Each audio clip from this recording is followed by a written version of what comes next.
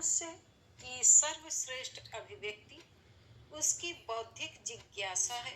देखना, समझना और कल्पना करना ही हमें इंसान बनाता है। जीवन का उद्देश्य नकल नहीं, खोज का आनंद है। नमस्कार, आपका स्टोरी प्रवाह में बहुत बहुत स्वागत है। योहानेस केपलर का सोम नियम विज्ञान कथा का पहला प्रामाणिक ग्रंथ माना जाता है, परंतु इसकी सबसे बड़ी खूबसूरती उसके कल्पनाशील ढांचे से कहीं अधिक गहरी है। इसमें जिज्ञासा, आस्था, संघर्ष और ब्रह्मांडीय सामंजस्य की वह खोज झलकती है जिसके जरिए जिंदगी और सोच दोनों को एक नया और बेहतर आकार दिया जा सकता है। सोम नियम के केंद्र में मानव जीवन की सबसे सुंदर चाह निहित है और वह है अज्ञात की खोज।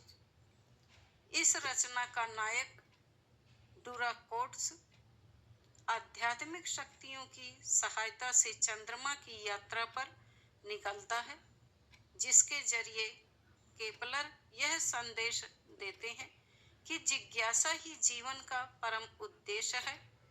उनके दृष्टिकोण में सत्य सापेक्ष है, जिसे हम जैसे देखते हैं वैसे ही समझते हैं। जीवन यानी सतत दृष्टिकोण बदलने की यात्रा। केपलर के अनुसार मनुष्य की सर्वश्रेष्ठ अभिव्यक्ति उसकी बौद्धिक जिज्ञासा ही है। वह मानते थे कि जीवन का उद्देश्य नकल नहीं, खोज का आनंद है। उनका अटूट विश्वास था कि पूरा ब्रह्मांड गणितीय समरसता से संचालित होता है।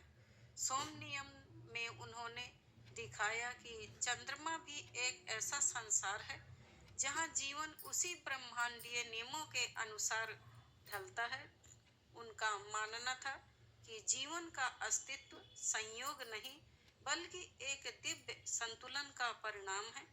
जैसे ग्रह अपनी कक्षाओं में संतुलन बनाए रखते हैं, वैसे ही जीवन भी संघर्ष के बीच सामंजस्य खोजता है। यही विचार उन्होंने अपनी प्रसिद्ध कृति हार्मोनिस मुंडी में भी दोहराया है।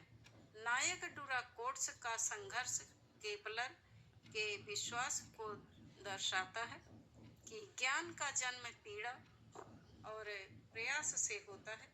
उन्होंने यह भी बताया कि जब वास्तविकता कठोर हो जाती है तब कल्पना ही मनुष्य की सबसे बड़ी शक्ति बनती है। वह बताते हैं कि देखना, समझना और कल्पना करना ही हमें ब्रह्मांड में विशिष्ट बनाते हैं। केपलर स्पष्ट रूप से कहते हैं कि जब हम अपना दृष्टिकोण बदलना सीख लेते हैं तभी ज्ञान, विनम्रता और बुद्धि तीनों का जन्म होता है। जीवन का लक्ष्य खोज का आनंद है। वीडियो अच्छी लगी हो तो सब्सक्राइब करें, लाइक करें, शेयर करें। इसी उम्मीद के साथ आप आगे बढ़ते रहें। धन्यवाद।